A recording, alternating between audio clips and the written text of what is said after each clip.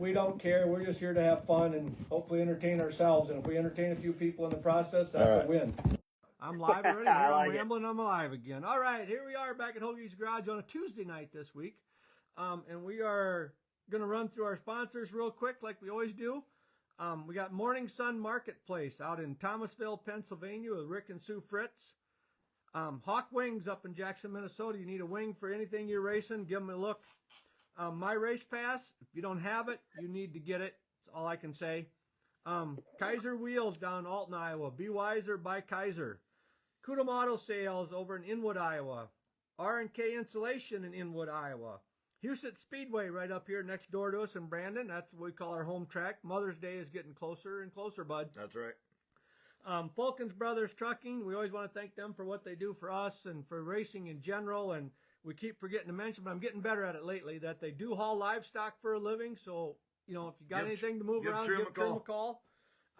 Start to finish, S2F, I was going to write it down this week, all the things they cover, and I didn't, so hey, but I know they got Power Eye, Port City. And they kind of came out with a big announcement that they are now on the Android, Apple, Roku, the Fire Stick. They're on all that now. Yep, okay, they just came out with that, I think, today or yesterday. Big. Yep.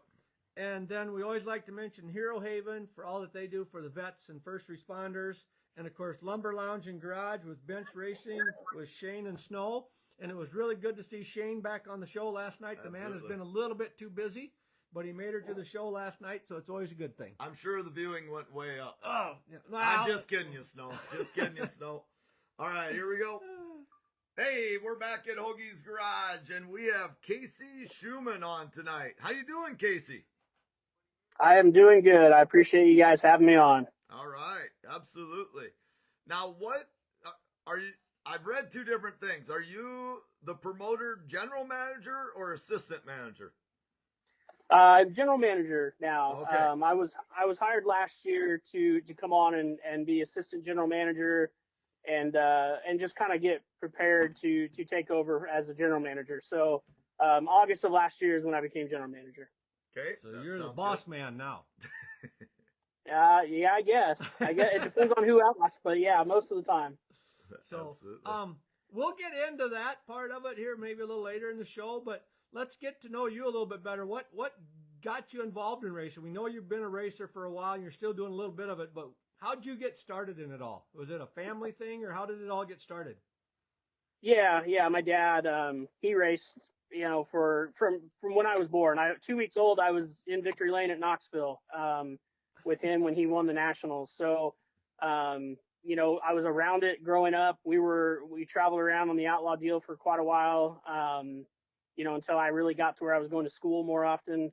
But just was around it from day one and got to watch and learn from my dad. And then, you know, he always tried to push me to go play golf and I decided I knew better and I was going to go drive race cars for a living. So, it took 30 some years for me to realize he was probably right. And I probably should have gone the golf route, but, it was fun nonetheless. Yeah, absolutely. So when did you start racing? At what age?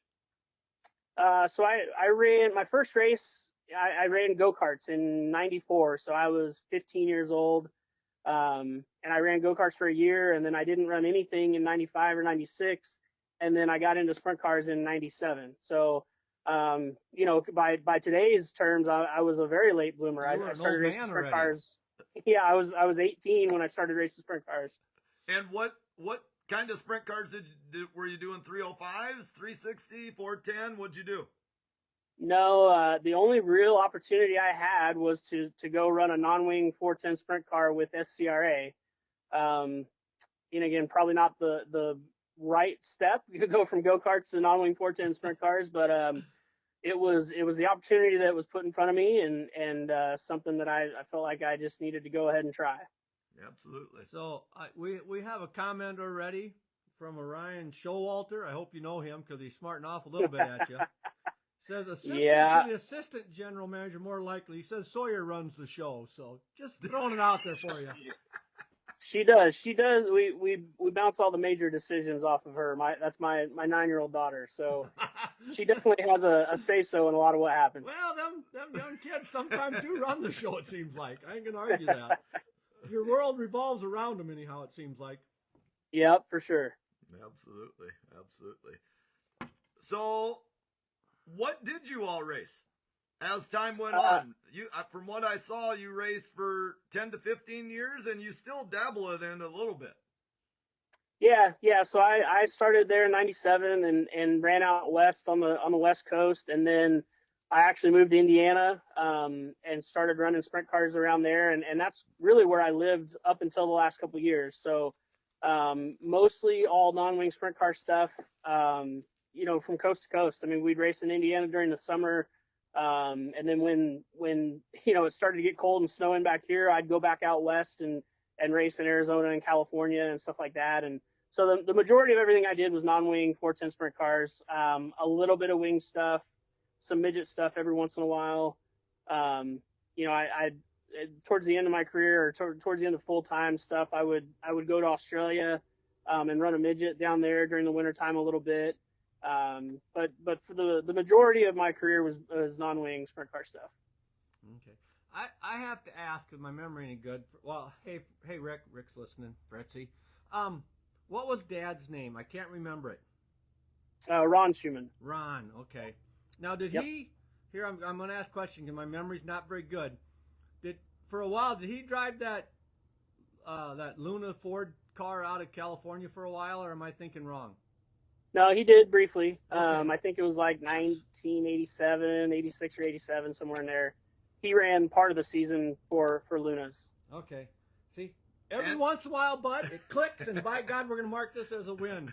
Sorry, Casey, but I'm happy when I get something right once in a while. And it's all good. You said that he won the Knoxville Nationals. What car was he driving? He ran, that was for Gary Stanton in the Stanton number 75 car. Okay. All right. Yeah, I don't know. Anyways, sorry to interrupt, but anyways, where were we at anyhow? But I already forgot where we were at. Well, we pretty much got his racing career taken care of. So, how was Australia back then in comparison to the U.S.? It was definitely different. I always went to the West Coast, so I went to Perth and raced there at the Motorplex in Perth. Amazing facility. Perth was really cool. Like the area on that West Coast was really, really nice. The food was very different. I wasn't necessarily a fan of the food, but everyone was awesome down there. They really embraced and treated the Americans really, really well. Whether it was the car owners or even the racers and the racetracks. I mean, they definitely made us feel very special to go down there and get to run for a couple weeks here and there. So that was cool. Yeah. Yeah, it seems like a lot of them really enjoy it when they talk about it now. It's just, it gives them something to do, I guess. It keeps you sharp, and that Perth, like you said too, is quite a complex. Yeah, and I mean, at the time, I feel like now, you see more and more guys going over there, and it's much more of a regular thing. But 10, 12 years ago, it seemed like it was still, especially on the West Coast in Perth, there wasn't a ton of Americans that would go down there. And it seems like maybe I got in on the very beginning of it, because now it seems like they a lot of them are going down there. So, but it was cool. It's it gives us an opportunity, us racers, to go down there. When we maybe don't have a chance to make any money out here in the States during the winter, and gives us a place to go down there, and we get to go and enjoy some good weather and try and make a little extra money. Absolutely. Here again, I'm just going to throw out Snow is watching, so. Thanks for tuning in, Snow, and remember the Lumber Lounge and Garage with Bench Racing. Yep. Pretty big event. They're kind of fun to listen to. Usually on Monday or Tuesdays. Yep. Sometimes a Wednesday. Yep. So. And also, I noticed my brother chimed in, so I'm just going to say I hope everybody knows that I think he's going to Vegas with me. I've been working on him. Right now he's cussing me because he ain't going with me, but I keep hounding him. Anyways, I'm sorry. So when did you switch into the promoter's role? Because you did it somewhere before you came to Lucas Oil, right? Yeah. So when I started slowing down my racing career, my wife and myself actually we bought a non-wing sprint car series called the War Sprint Car Series. That was like 2015 or 16. So we owned and operated the War Sprint Car Series for 4 years, and then I got a call and an opportunity to go work for the World of Outlaws, and I was series director there for the World of Outlaw late models. So I did that for 4 years, and then went to I-70 Speedway for a couple of years, and now I'm at Lucas. Okay. So you, I mean, with your background, you really have seen almost every angle. Yeah, from the driver's side, the car owner's side, the series director or series owner, and now the actual track facility side. I mean, I've definitely been on every side of the fence you could possibly be. So which one do you like the most? Well, I think that depends on the night. Yeah, I hear you there. I will say that you know, the series director side of things is where you will get yelled at the most. Yeah. And then it would be the track side of things. But, you know, luckily with what we're doing at Lucas, you know, we bring a lot of series in. So if anyone wants to complain, I just point them towards the series guys and Yep. make them go over there. So Track was good. Go talk to them guys, you know. Right. Yeah. But yeah, I suppose if you would win every other race, you know, racing would have been the best probably, but it's really hard to do that anymore. Well, yeah, and that's what I mean. There was some weekends where you'd go win 2 or 3 races and you'd feel like a king, and you'd go and eat out back on Monday, and you know, nothing could stop you. So, but the following week you might crash 2 or 3 nights in a row and make nothing. So, they definitely all have their ups and downs. That is the truth. That dirt racing, it either loves you or hates you. It seems like. Yeah. Yep. So let's get into Lucas Oil. What all kind of took place last year, and then what's going on this year? And Tobe and I can be silent for the next 20 minutes. So you have the floor, and, you know, just give us a rundown of everything you want to talk about. Well, I mean, last year obviously was my first year, and I came in and really just tried to observe and kind of see how everything went. And obviously they have an amazing facility, a lot of really cool events. The Show Me 100 is probably their like marquee event for the late model side of things, with the Lucas Oil late model series. And then on the sprint car side of things, the Hockett Memorial has always kind of been their signature sprint car race, which is wing sprint cars and non-wing sprint cars all in one. So really last year I just kind of tried to watch and observe and see what everything, you know, what all they did and how things worked. And I mean, I had participated there and been a racer on that side of things, but, you know, never really got to see the behind the scenes of what they did there. So, got to observe a lot. And then, you know, this year I've been able to kind of put my own spin on a few things, and we've changed a few things up as far as some of our events and the way we're doing things. So that's exciting. You know, we actually announced that we're going to have a high limit there as part of the Hockett Memorial this year.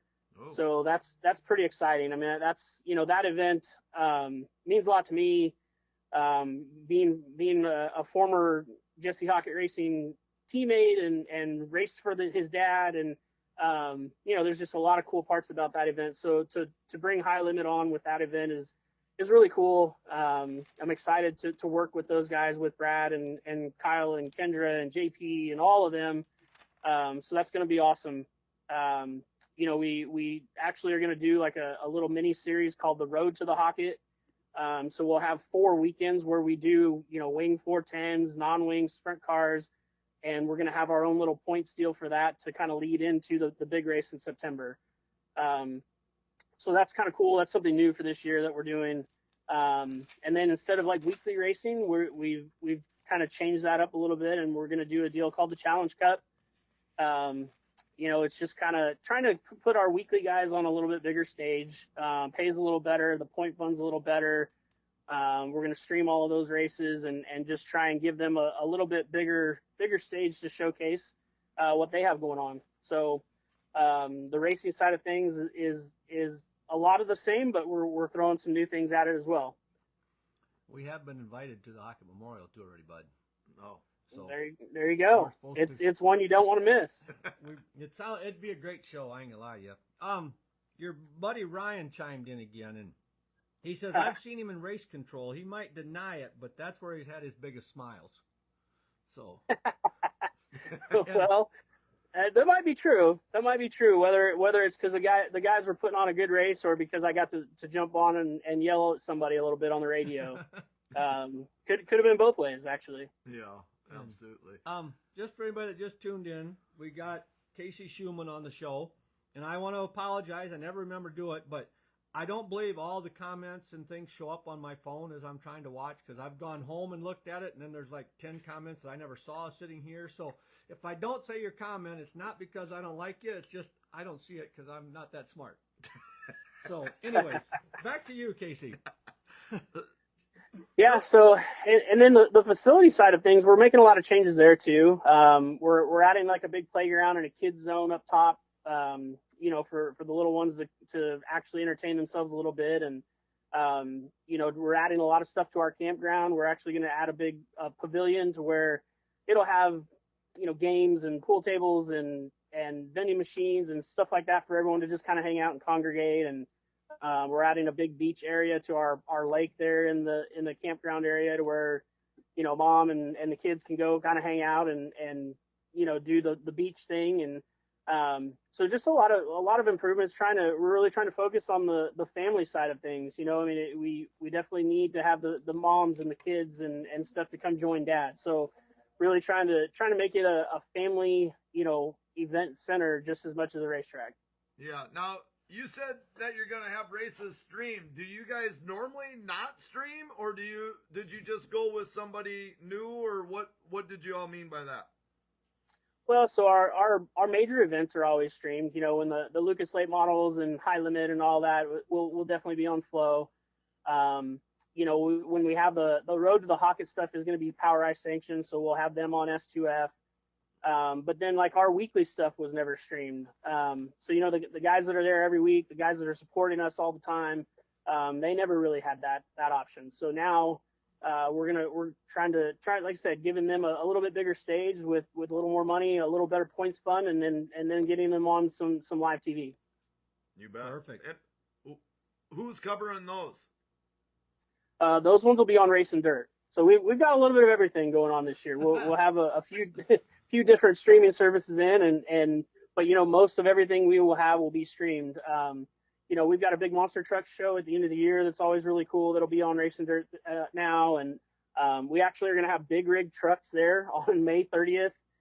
It'll be the first time they've been there. I have no idea how it will go, but it sounds like it will be pretty interesting. Yes, yeah. Okay. So we'll have big rigs on the circle track. That'll be the first time that they have been there ever. So I'm excited for that. I don't know. I have to imagine it'll be entertaining. So. That's one that I'm actually kind of excited about because it's something very, very outside the box. Okay, help me out a second. What's big rig?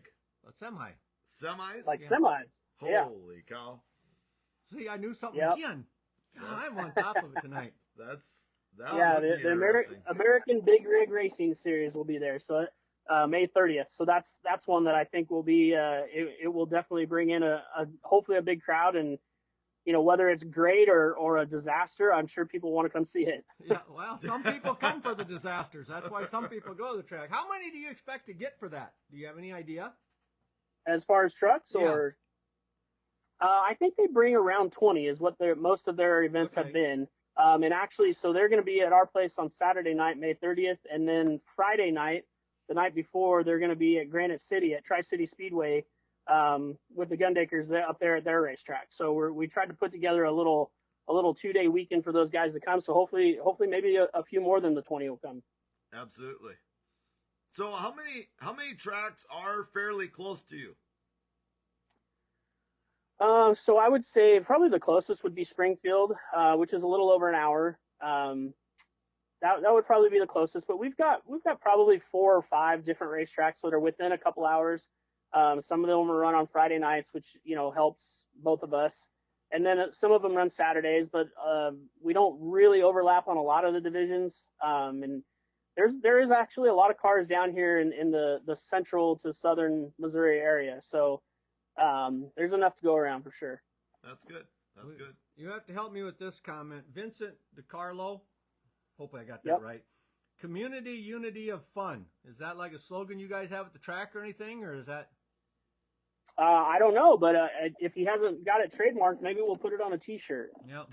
Because Justin Lawrence too said the Hocket is the marquee event, and he says it's his favorite one, especially with all the new addition. It's a family destination, so you've been fixing the place up, making it. How many campsites do you have, and are they full already for the Hocket? I would say that if they're not full, they're almost all the way full. Okay. As far as the hookups, with electric and water. Yeah. But we have there's like 50 or 60 acres of camping out in the back that you could have. Obviously just not with hookups. In case I do something crazy and talk to my good buddy Steve and it take me down there with the motorhome, I got to ask these questions. We will definitely find you a place to park. Yep. So, I know the guy that invited us, Steve, he's in a campground that's like 5 miles from the track or something, I think, or 5 minutes or something. Okay. Yeah. There's what we have, and then there's one right across the street as well. It's maybe a mile away. Yeah. So that'd be an option too, but we're actually adding some more camping, here this year at the beginning of the year to try and accommodate for, like I said, the Show Me, which is a huge event for what we have on the late model side of things, and then the Hocket in September. So we're always adding to it to try and accommodate everybody. Yeah, because on track is always more fun for me, because then I go wander around the pits and I pester people a little bit about being on our show and things like that, and I get to thank the ones that have been on our show. But Fritz is headed there this year. Good. So how involved are you with like the watering and actual upkeep of the track? Do you have one or two guys that's their thing and you don't have much to do with it, or how does that all work? Because that's probably the biggest part when it comes to racing. Concessions and everything else are important, but the track is number one. Yeah, it is. And I do have a main guy that's kind of his job, Richard Turner, and we actually just hired his son, Cash, and those two really are the ones that tackle all of that stuff. We definitely keep in contact throughout the night and really talk about what we're going to do, but when it comes to hopping on the tractor, the tiller, and going out and doing it, it would be Richard and Cash that do a great job. They've been awesome to work with. At my previous job at I-70, that was all on me. Like I did all of that, and really enjoyed it. So sometimes it's hard for me to not want to go out there and jump on one and get going.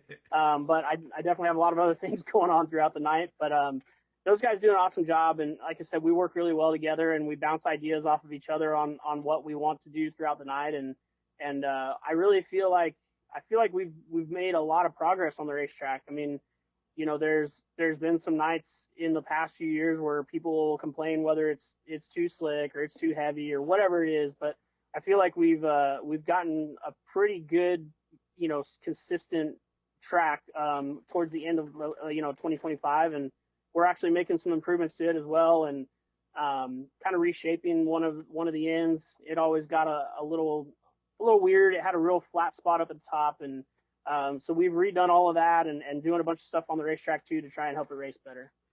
Well, maybe if you get the itch bad enough, you talk nice to them guys. Maybe they'll let you pull the sheep's foot around or something. Well, yeah, or who knows? Maybe during the week I'll just go hop on there one night and put the lights on and go play. Get the blade going. Because I know Shane with Port City, he does most of it himself. It kind of sounds like, so he's busy that way too.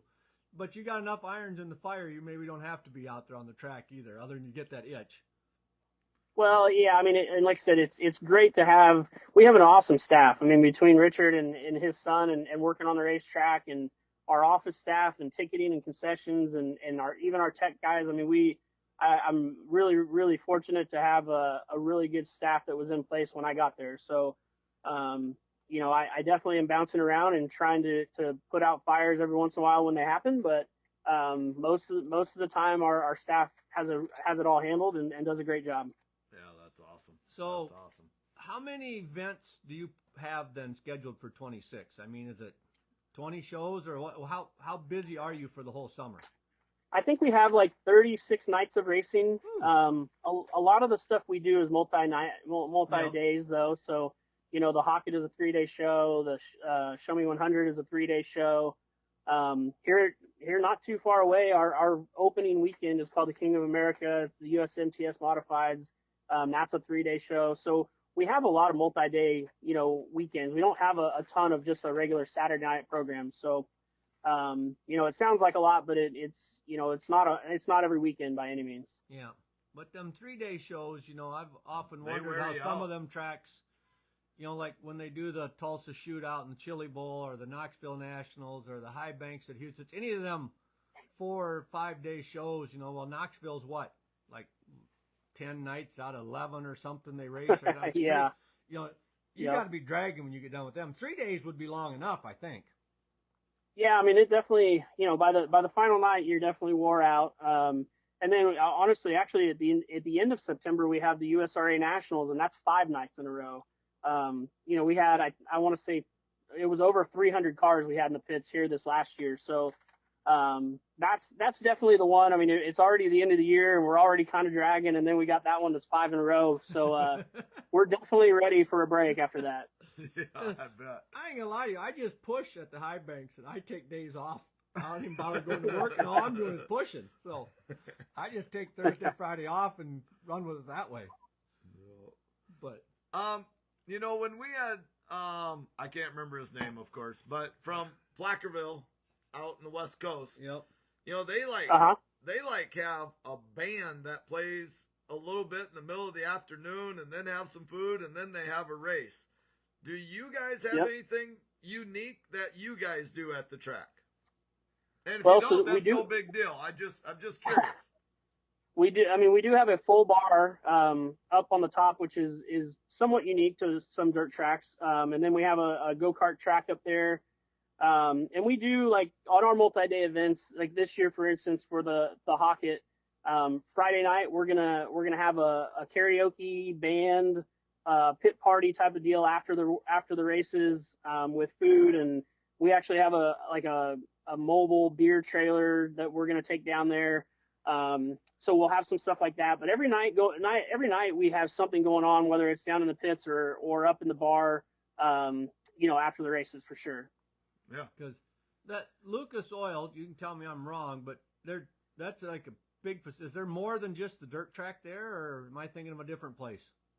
Yeah, so we have the dirt track, and then we actually have a drag boat lake that will have a couple big events this year with the drag boats with IHRA. And then we have an off-road track as well that we have the Champ Off-Road Series that'll be there in May.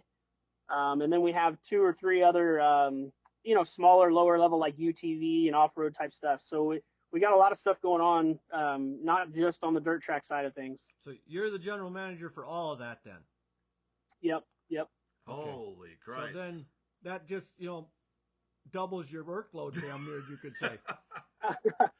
Well, yeah, yes, it does. Luckily we have a lot of good series that come in and like the Champ Off-Road guys were awesome to work with. And, they handled a lot of that stuff for us as far as running the events. But, as far as having the track ready and providing all the food and trash service and all the stuff that you probably don't think about, it definitely keeps us all busy. Yeah. So I won't say who suggested this question because you'll probably figure it out, but somebody wants to know how your race on the go-kart track went. Well, it depends. It took me a while, but I have started hearing some rumors that we had some after-hours go-kart racing going on. So I don't know. I don't know how that went. The cameras, the security cameras didn't catch it all. So we're definitely gonna have to we're gonna have some new locks on the doors at the go-karts for this year, and make sure we don't have any after-hours activities. But it's fun. We do some fun stuff with that too. The USRA Nationals times we have like a promoters event, and we go and pour a bunch of soap and water on the racetrack and just go try and destroy each other for a little while. So that's fun too. So that answered my next question. It's an asphalt go-kart track then, right? Yeah. Yep. Otherwise, the soap and water wouldn't do much on a dirt track. No. I think one thing that was cool that Houston's did this last year was they had a driver's cook-off. They didn't they smoke a bunch of meat at the last Outlaw Well, yeah, but I don't know if that was the drivers so much. There was all kinds of people showing up. Was there it was everybody? But there was drivers there might that have been were a driver or involved. something. Yeah, maybe they were the judges. I didn't keep up with it all. I didn't go to that part of I'm it. pretty sure there were some drivers because I think because they had like 40 competitors or something. 55 car. Okay. Vermeer, who drove that last year? Hunter. I thought Hunter won. Yep. So he might have. I don't know. That was last year, bud. We're happy to remember what we're doing tonight. No kidding. So, before we get to the rapid fire, is there anything else we should know about this upcoming year? I mean, I think we covered most of it, but if for some reason I haven't, everyone just go check out lucasoil.com and check out our schedule and some of the new stuff we have going on. And like I said, the Hockett being a high limit event this year, and they're coming and joining the Power Eye guys and the Power Eye War Sprint cars. That's probably the one I'm most excited about, just because, like I said, that event is already a pretty cool deal, and to bring those guys and some of the best of the best in wing sprint car racing to Lucas this year will be awesome. It would definitely be an event to attend. Absolutely. I can't blame the people for inviting us down. Did you say that? Yeah, it definitely has that big event feel to it. So we're just going to try and keep building on it. So it's definitely the one I'm most excited about. What are the dates of that one? That is September 17th, 18th, and 19th. Yeah, of course. I'm in school, and I'll have a football game. You're a volunteer coach for that, though. You don't have to show up. Yeah. Let's get into some rapid fire here. Let's see how he does here. What's your favorite kind of ice cream? I'm going to have to go with mint chocolate chip. Well, we haven't had it in a while, but that's a pretty popular one. It is. Yep. You a cat or a dog person, or neither? Definitely a dog person, not a cat person at all. Okay. Do we have a dog? We do. Yep, okay. I have a boxer. Okay. There you go. They're high strung. The ones I know anyhow are. Yep. They can be. Way more than I got. So, outside of the racing world, do you have any hobbies? Golf. I mean, I still go play some golf every once in a while. So you did, but outside of that, not much. Yeah. I really should have listened to him back then, but we still get to go play a little bit of golf during the summer, and especially when I go out to Arizona and visit him, we'll go play some. You bet. So how good are you? That's the other question we got to ask. I mean, at one point I feel like I was pretty good. Anymore I play 8 or 10 times a year at the most. But I still go shooting 70s most of the time. Well, that's pretty good for 9 holes. Yeah, 9 holes. We can golf with him, bud. Yeah, right. Is it my turn? Yep. Okay, how about a favorite movie? Man, I don't know. I don't feel like I've watched a movie in a long time. I mean, I'm sure you hear all the normal, the easy Days of Thunder and stuff like that. Yeah. But I just don't watch a whole lot of movies anymore. I'm more, I travel a bunch and stream on Netflix and everything like that. But not much on the movies right now. Yeah, none of all that. I don't watch hardly any either. Do you prefer snow or rain? I guess I'd have to say snow. I mean, I hate being cold. I'm from Arizona. So I hate the snow, but I guess if it's going to be shitty, you might as well go have some fun in it. Absolutely. There you go. Well, you're far enough south it don't get that cold for very long. Come up here by us. We get some cold weather once in a while. Yeah, I'm plenty far north enough. We get, 2 snows a year, and that's plenty for me. Yeah. Of course, we ain't had much over that this year, hardly. If you were going to be stranded on an island, what type of music would you have to have along to listen to?